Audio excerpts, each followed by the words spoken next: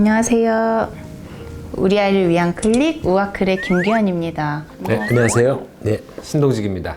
결국에는 유전자 검사를 통해서 예측, 치료까지도 모든 것들이 연계가 된다라고 말씀을 주셨는데 어떻게 검사가 진행이 되고 해석을 어떻게 할 수 있는지에 대해서 같이 예시를 들어보는 시간을 갖도록 해보겠습니다. 부모님들이 관심을 많이 갖는 어린 아이들의 질병들 중에 뭐 천식이라든지 아토피, 그리고 이제 주의력 결핍에 관련된 이런 ADHD, 그리고 또 비만, 이런 내용들에 대해서 우리 아이가 어떤 성향을 갖고 있느냐, 유전적 성향을 좀 굉장히 궁금해 하시죠. 유전자 검사를 할 때는 병원을 통해서 하게 되는 경우에는 혈액으로 하면 되고요. 요새는 이제 소비자 직접 의뢰 유전자 검사, 즉 DTC라고 하는 게 있는데, 이런 경우에는 이제 타액을 이용해서 그 속에 들어있는 세포 내에서 DNA를 추출을 해서 유전자 분석을 하는 겁니다.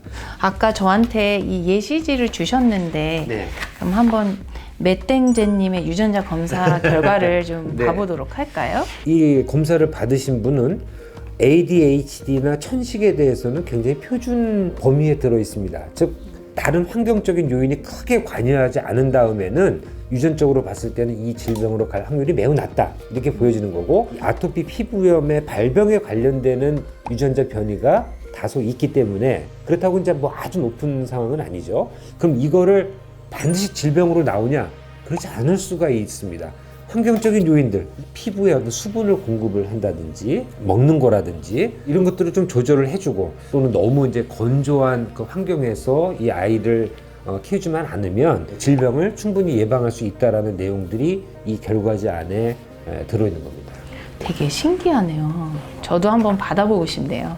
네, 뭐 언제든지 좋습니다. 그러니까 이런 식으로 평균보다 조금 네, 높다, 네. 뭐 이런 식으로 나오는 거군요. 이게 이제 전문가들이 볼 경우에는 10만 명당 1,905명 정도가 걸릴 확률이다. 결코 낮은 상황은 아니다, 이렇게 볼 수가 있겠죠. 그래서 여기에서 나온 것들을 내가 운명적으로 받아들여야 되겠다, 이런 게 절대 아니고, 내 유전적인 질환이 발병 확률이 이만큼 나타났다라고 하면은 나머지 더 큰 범위는 환경적인 요인을 조절하기 때문에 이것을 좀 조심을 하자는 거죠.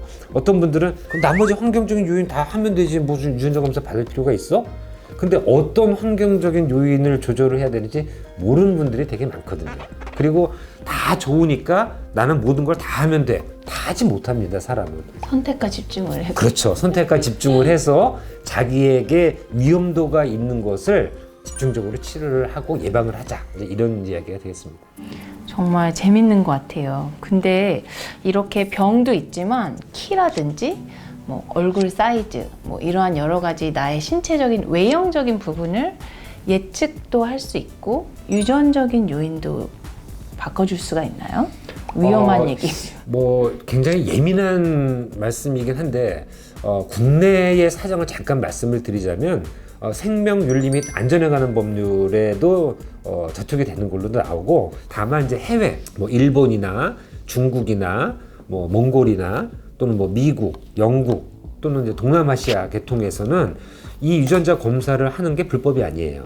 그래서 우리가 그런 어떤 알고리즘을 만들고 유전자 셋을 조합을 했다 그래도 국내에서는 하지 못하는 거를 우리 회사 같은 경우는 해외에 이제 또 협력 회사도 있기 때문에 그쪽에 기술 이전을 해서 그쪽 나라에서는 이제 분석을 할 수 있게끔 해주는 것이죠. 어떤 분들은 당신 건 해봤냐? 해봤죠. 딱 들어맞느냐? 그렇진 않아요. 이게 오차 범위가 있기 때문에. 그런데 왜 너는 키가 178에서 180까지 클 수 있었는데 왜 지금 175 정도밖에 안 되느냐? 아마도 이제 뭐 수면이라든지 스트레스라든지 입맛에 맞는 것만 먹다 보니까 편식을 하게 되고, 이래서 이제 어떤 성장에 대해서 좀 영향을 주는 거죠. 그런데 어떤 분들은 또 유전자 치료라든지 뭐 이런 게 있어서 키 유전자를 키가 잘 크게 하는 유전자로 대치해서 넣어주면 어떻겠냐. 그건 아직은 어렵다, 이제 이렇게 보시면 되겠습니다. 그래서 김규현 박사님이나 저같이 이제 어느 정도 중년 이상으로 가는 분들은 다음 생애에 이제 그렇게 해야 될 것 같아요. 착하게 살아야겠네요. 마지막으로 이런 검사는 병원을 통해서도 하지만 혹시 내 아이들께 궁금하다, 이런 경우에서는 혹시 어떻게 하면 검사를 받을 수가 있나요?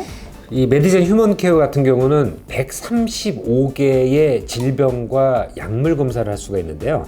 이것은 보건복지부에 있는 질병관리청에서 신고를 통해서 허가된 것만 할 수가 있거든요. 그거는 100% 다 병원을 통해서 의뢰를 하고 시료가 넘어오게 되면 우리가 분석을 해서 결과를 그 병원으로 주고 의사 선생님들이 검사 의뢰를 했던 수금자분들한테 설명을 해주는 이런 시스템이에요. 세계에서 아주 유일하죠. 이런 체계가.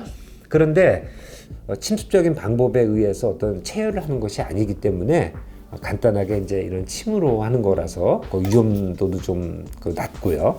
운동이나 영양이나 피부에 관련된 거, 비만의 종류가 어떤 것이냐, 좀 이런 것들을 검사는 언제든지 개별 회사에서 받을 수가 있는 거죠. 그러면 궁금하신 분들은 메디젠으로 연락을 드리시면 되겠네요. 네, 그럼 저희가 얼마든지 상냥하고도 전문적인 지식으로 상담을 해드릴 수가 있습니다. 네. 저희를 위해서 이렇게 귀한 시간 내주셔서 너무 감사드리고요. 저 어렸을 때만 해도 핸드폰을 들고 다닐 수 있다라는 거를 미래의 그림으로 그렸는데 이제는 모두가 휴대폰을 가지고 있는 시대가 됐습니다. 어떻게 보면 몇십 년 후에 아니면 정말로 몇 년 후에 대표님께서 말씀하신 정말 키 유전자를 조작할 수 있는 그런 사회가 될 수도 있다는 생각이 들어서 이 유전자에 대해서 우리가 잘 알고 또 잘 쓸 수 있는 문화가 정착돼야 되겠다는 생각도 좀 드네요. 네. 또 저희는 다른 재미있는 주제로 찾아뵙도록 하겠습니다. 감사합니다. 네, 감사합니다.